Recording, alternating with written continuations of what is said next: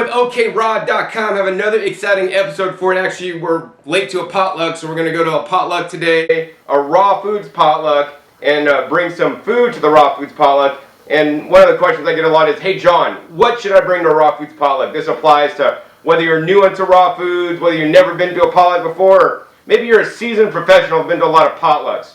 You know, in this video, I'm going to share with you guys what I believe people should bring to potlucks, especially a raw food potluck. You know, it's all too often I go to a raw foods potluck that I see people bring, candies and cookies and raw food pies and desserts, and a lot of this stuff is nut-based. And when things are nut and seed-based, then it tends to be higher in fat than what I'd like to optimally consume. You know, one of the major benefits of the raw foods diet, in my opinion, is that people eat more fruits and vegetables. But when you go to a potluck, in most cases, you're eating more nuts and seeds than fruits and vegetables. I mean, I've been to potlucks where nobody brings a salad, and I think that's a total crime. They should be put in jail for potlucks that happen without salads or, dishes that are rich in fruits and vegetables. So that's what I'm going to bring today. I'm going to bring an enormous, ginormous salad. We've got a nice big salad bowl here. If you want to get a salad bowl like this, you want to go to a restaurant supply store. They sell the bowls like this. I mean, this is kind of like the bowl that maybe the whole family would get at the pizza place with a scant iceberg lettuce salad. But let me tell you, we're not making an iceberg lettuce salad today. We're going to put a ton of greens in there, actually several pounds.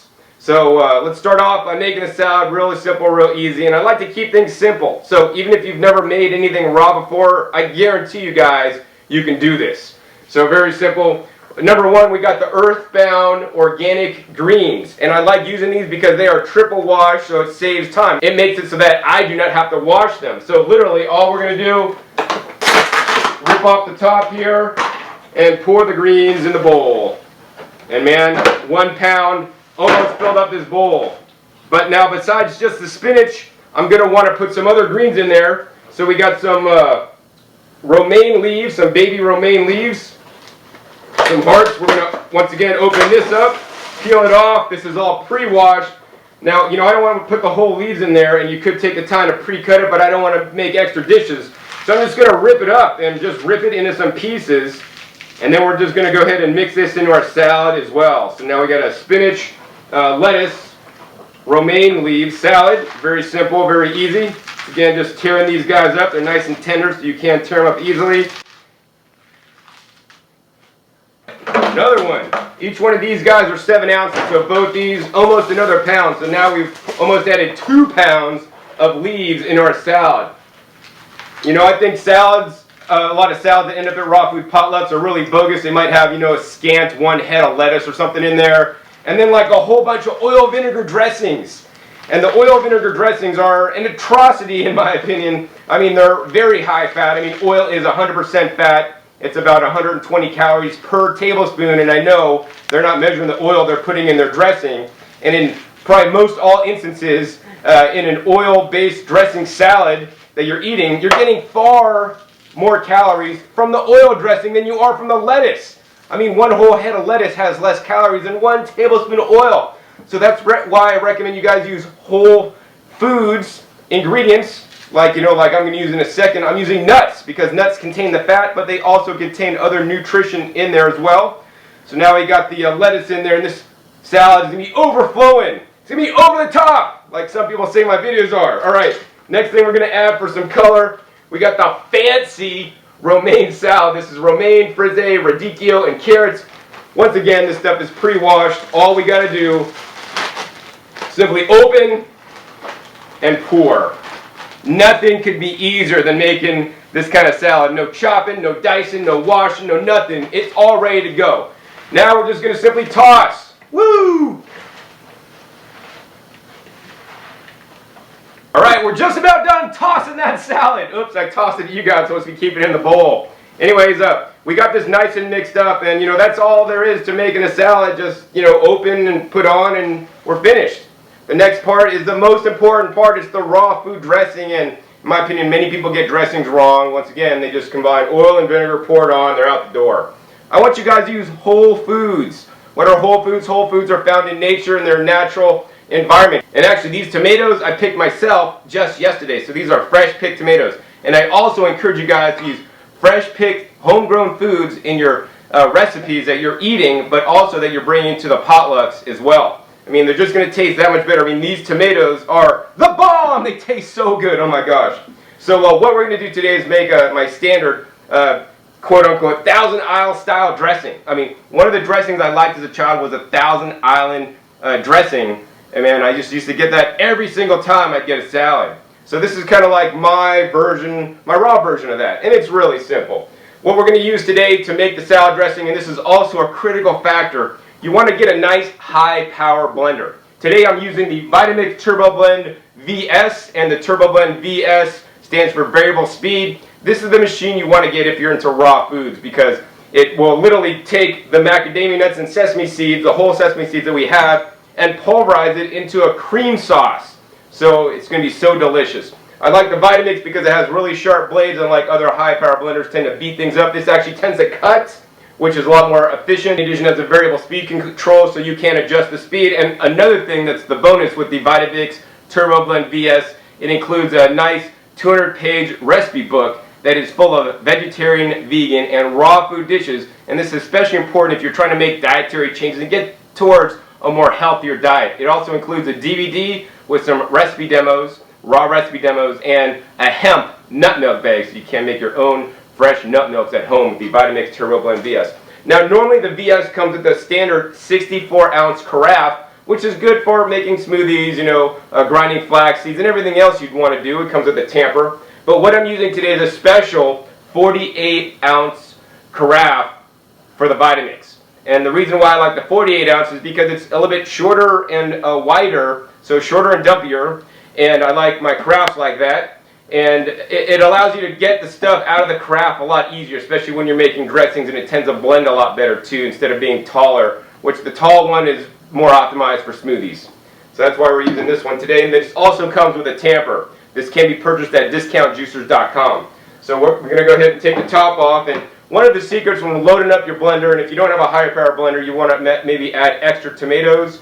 Because we have a high power blender, we're going to add, you know, just enough tomatoes and enough nuts to get a nice creamy consistency. And once again, if you don't have a powerful blender, you may have chunks of nuts in your dressing, which is not fun. I want it to turn into that cream sauce, to be like that store-bought dressing that I'm used to when I was a kid. So when loading up your blender, you always want to put the liquids in first, so the most liquid ingredients. So I'm using many of them, and the most liquid today is the 4 cups of fresh picked tomatoes. So we're just going to go ahead and pour these guys in, and you can see some of the liquid coming off it. Okay, right in there. Man, that fills up almost the whole carafe. So what I like to do in this instance is I like to pre-blend this guy. We're going to go ahead and put the top on real quick. And we're going to go ahead and turn this guy to variable speed. Turn on low. And just turn it on. We're just going to go ahead and blend this stuff into a liquid. Alright, that's all it took. Now that I worked down the level a little bit, now we have room to add our other ingredients. Plus, this will allow the other ingredients to blend much more easily. Next few ingredients that we're going to add, very important, the whole food fat ingredients. These are the nuts. We got about roughly 1.5 cups, like not overflowing or nothing. It's about 1 handful of macadamia nuts and sesame seeds. This will give us the fat content in there. It tastes really good. Now you don't have to use mac nuts and sesame seeds. I'm actually kind of cheaping out a little bit. I don't want to use all mac nuts because they're quite expensive, and sesame seeds are half the price.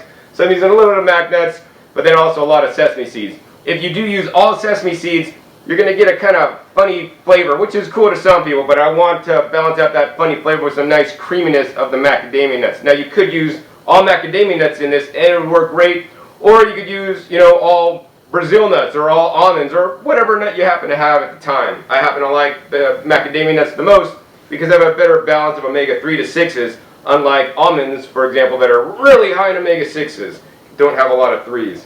Next thing we're going to add, secret ingredient, the dates. So we got 5 pitted dates right here. Now this is going to add some sweetness. I mean, the Thousand Island dressing that I used to have as I was a kid, a little bit sweet, you know, because they're adding corn syrup in there. We're not adding corn syrup, man. We're adding whole food source of sugar, dates. I don't like to use agave. You know, in my opinion, that stuff's not healthy, even if it's raw organic. So, you know, use some whole foods such as the dates or other dried fruits. Next thing we're going to add is the chickpea miso. And the chickpea miso by Miso Master I like because it's a non-soy based miso. And this is a fermented food product, and I like to include some fermented foods in my diet because I believe they are rich in probiotics and beneficial bacteria that are good for us. So we're just going to go ahead in here and just take a globber out and dump it right in. Now besides the miso, which I'm primarily using as a flavoring agent, plus a little bit of salt, that has significantly less salt than, you know, if you put some sea salt, which I do not recommend either. I believe most people into raw foods tend to overdo the salt. And we want to get an adequate amount of salt, but not too much, and of course, not too little either. The next thing we're going to add that'll ramp up the flavor, and people are going to be wondering like, whoa, what's in this? Because people don't normally do this. We're going to add some daikon kimchi. So this is actually called Dave's Daikon Kimchi. 100% vegan, and this is from the LA Hollywood Farmers Market. Met Korean Dave down there many years ago, and he's a good guy, makes some good kimchi. So we're going to go ahead and add, woo! This stuff smells amazing. You could add regular kimchi, you could add some regular sauerkraut, but today I'm adding this stuff because it's what I got. And this will add like a flavor complexity that's literally unparalleled. You know, it's going to really trip people out because people don't normally make recipes or dressings like this, like I do. Alright, man, we're down to the last ingredient. Very simple, very easy. If my fresh peppers, hot peppers were in season and they are grown right now, I'd harvest and put them in fresh, but I don't have my own fresh hot peppers at this time. So I grew and dried these hot peppers last year, dehydrated them at 118 degrees so that these are raw, and we just powder them up, and this stuff is quite hot. It also, besides being hot, it adds, once again, some flavor dimensions because these are, you know, high quality, nutrient dense peppers grown in compost and rock dust, which adds a spectrum of minerals to it that you don't get in normal store-bought peppers. So I'm going to go ahead and add a bunch of the dry pepper in there, and hopefully it's not too spicy for some people at the potluck. Alright, so now that we've added everything really quick and simple, I'm going to go ahead and put that top back on, spin the blender up. Like to start out on slow, get it running a little bit, then crank it up to high.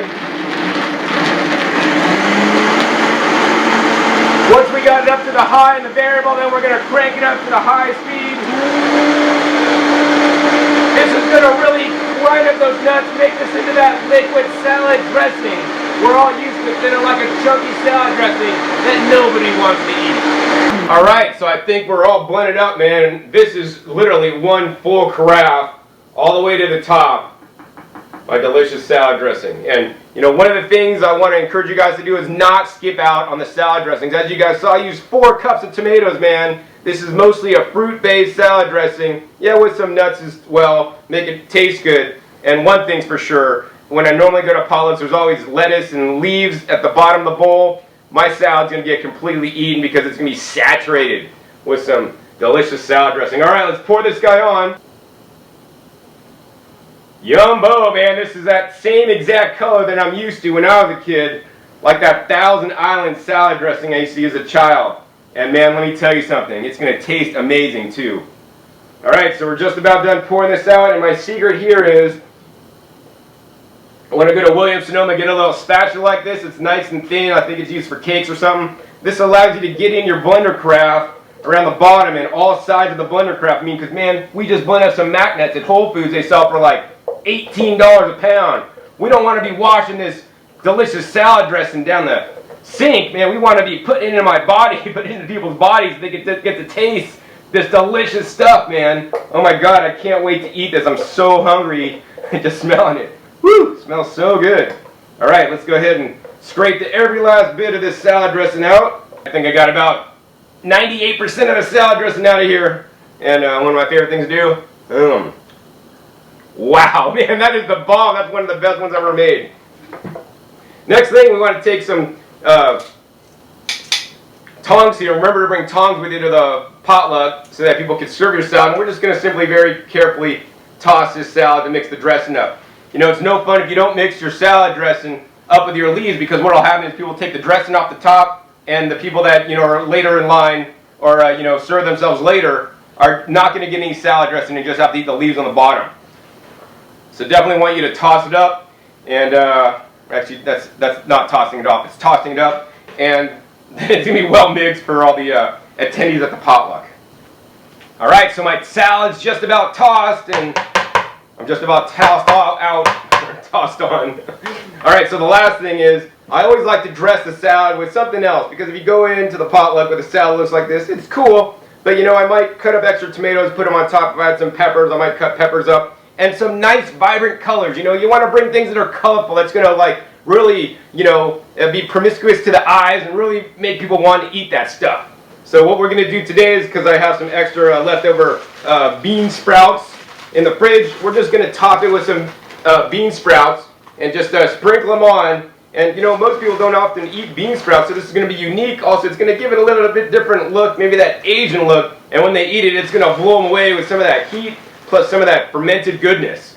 And man, this is going to be one delicious salad. So that's it, we got this topped off, we got the salad all made, this is what it looks like right here, and now we're ready to head out to the potluck. So I got to head out, I'll be enjoying some potluck food, and be sure to check my other videos for, you know, I have a video on how to survive your first potluck where I give my tips on how to survive a potluck when there's all different kinds of food and you don't know how you're going to react to each different one. I have a proven strategy that I use every single time, even to this day, to survive potlucks without having a lot of flatulence gas and indigestion from all the different crazy food combinations going on. I hope you guys really enjoyed this episode learning how to make a salad, whether you're going to bring a nice large salad, once again this is 2+ pounds of lettuce greens to the potluck, or just make it for your family's dinner.